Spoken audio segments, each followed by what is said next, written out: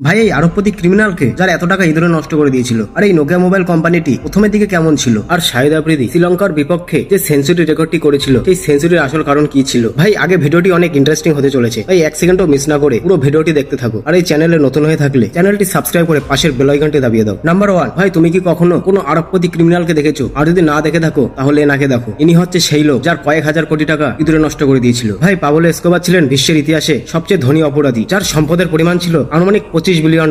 তিনি শুধু কোকেনের ব্যবসা করে তিনি এত নগদ টাকা আয় করতেন যে এত টাকা কোনো ব্যাংকে রাখা বা খরচ করা প্রায় অসম্ভব ছিল। এই কারণে তিনি বাধ্য হয়ে তার টাকা বিভিন্ন গোপন গুদাম বা দেওয়ালের ভিতরে এবং মাটির ভিতরে লুকিয়ে রাখত। তার এই গোপন রাখা টাকাগুলি অনেক সময় ধরে অব্যবহৃত অবস্থায় পড়ে থাকার ফলে সেগুলোকে ইঁদুরে কেটে ফেলতো। তার সম্পদের টাকা প্রতি বছর প্রায় 10% বা তারও বেশি ইঁদুরে কেটে ফেলতো। প্রতি বছর প্রায় 10% বা তারও বেশি ইঁদুরে কেটে ফেলতো বলে ধরে নেওয়া হয়েছিল, যার আনুমানিক পরিমাণ প্রায় ছিল $2 মিলিয়ন।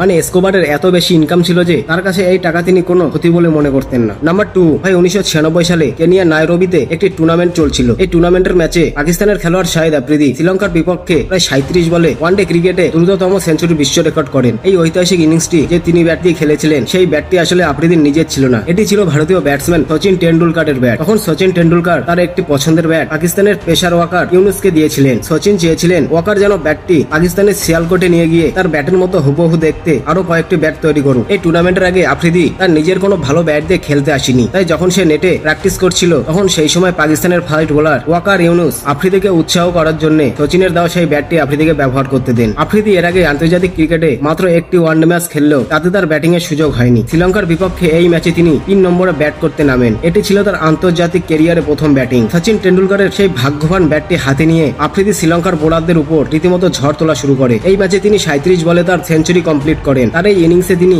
11টি ছক্কা এবং 6টি 4 মেরেছিল, যেটি সেই সময়ের একটি অবিশ্বাস্যকর ঘটনা ছিল। এই ম্যাচে আফ্রিদি মোট 40 বলে 102 রান করে আউট হন। এই ম্যাচটির পর থেকে আফ্রিদিকে সবাই একজন মারকুটে ব্যাটসম্যান হিসেবে চিনতে শুরু করে। আফ্রিদির এই 37 বলে সেঞ্চুরি রেকর্ডটি 18 বছর ধরে অক্ষত ছিল, কিন্তু পরে এই রেকর্ডটি ভেঙে দেন নিউজিল্যান্ডের প্লেয়ার কোরি অ্যান্ডারসন মাত্র 36 বলে। আর বর্তমানে দ্রুততম ওয়ানডে সেঞ্চুরি রেকর্ডটি আছে দক্ষিণ আফ্রিকার এপি ডেভিলিয়ার্সের নামে মাত্র 31 বলে। কিন্তু সচিনের ব্যাট দিয়ে আফ্রিদির ফার্স্ট সেঞ্চুরির রেকর্ড করার গল্পটি ক্রিকেট ইতিহাসে এখনো চিরস্মরণীয় হয়ে আছে। নাম্বার 3, ভাই আমরা নোকিয়া মোবাইল অনেক ব্যবহার করেছি, কিন্তু তুমি কি জানো এই নোকিয়া মোবাইলের শুরুটা কি দিয়ে হয়েছিল? তাহলে শোনো। 1965 সালের 12 মে ফিনল্যান্ডের এক মাইনিং ইঞ্জিনিয়ার ইডেস্টাম ফিনল্যান্ডের দক্ষিণ পশ্চিম অঞ্চলে ট্যামেরকোস্কি র্যাপিডসের কাছে একটি কাগজ তৈরির কারখানা প্রতিষ্ঠা করেন। এটাই ছিল আজকের নোকিয়া মোবাইল ফোনের শুরু। প্রথম দিকে তাদের প্রধান কাজই ছিল গাছ থেকে তৈরি করে কাগজ উৎপাদন করা। ইউরোপে তখন কাগজের চাহিদা খুব ছিল, তাই তাদের ব্যবসাও দ্রুত খুব বাড়ছিল। এর কিছু বছর পর ইডেস্টাম যখন তার দ্বিতীয় কারখানাটি শুরু করেন, সেটি ছিল নোকিয়ান ভির্তা নামের একটি নদীর তীরে নোকিয়া নামের একটি শহরের কাছে। এই নদী ও শহরের নাম থেকেই 1971 সালে তিনি তার কোম্পানির নাম রাখেন নোকিয়া এবি। এই নোকিয়া কোম্পানির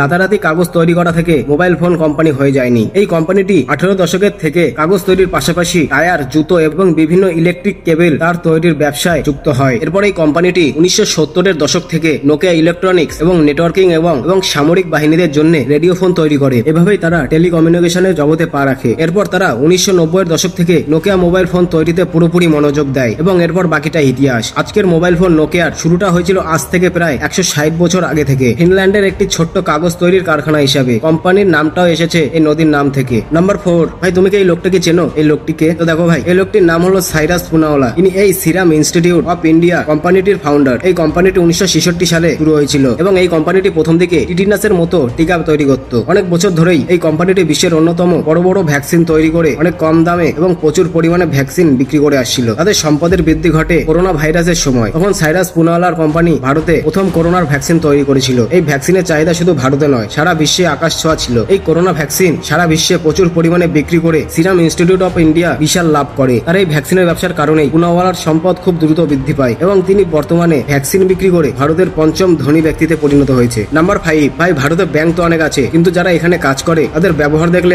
তোমার মাথা এমনিই গরম হয়ে যায়। কিন্তু তুমি কি জানো ভারতের আরবিআই রিজার্ভ ব্যাংকের নিয়ম অনুযায়ী ব্যাংক সকাল 10টা থেকে বিকেল 4টে পর্যন্ত খুলে রাখার নিয়ম। এই সময়ের মধ্যে ক্যাশ কাউন্টার থেকে কোনো কর্মচারী লাঞ্চ ব্রেকের অজুহাতে পুরোপুরি কাউন্টার বন্ধ করে গ্রাহকদের অপেক্ষায় রাখা বা ফিরিয়ে দেওয়া যাবে না। এর মানে হলো যখন কোনো কর্মচারী দুপুরের খাবার খেতে যাবে তখন যেন কাউন্টারে অন্য কোনো কর্মচারী উপস্থিত থাকে এবং যেন ঠিকভাবে গ্রাহকদের পরিষেবা চালু রাখে। এর মানে ব্যাংকের কাজের সময় গ্রাহকদের পরিষেবা দেওয়ার জন্য কাউন্টারে অবশ্যই কাউকে না কাউকে থাকতে হবে। যদি কোনো ব্যাংক এই নিয়ম না মানে তবে গ্রাহকরা এই রিজার্ভ ব্যাংকে অভিযোগ জানাতে পারেন। তো বন্ধুরা, এই ছিল আজকের ভিডিওটি কেমন লেগেছে কমেন্টে অবশ্যই জানাবেন। আর এখনো চ্যানেলটি সাবস্ক্রাইব না করে থাকলে থাকলে তাহলে এক্ষুনি চ্যানেলটি সাবস্ক্রাইব করে পাশের বেল আইকনটি দাবিয়ে দাও। দেখা হচ্ছে নেক্সট ভিডিওতে।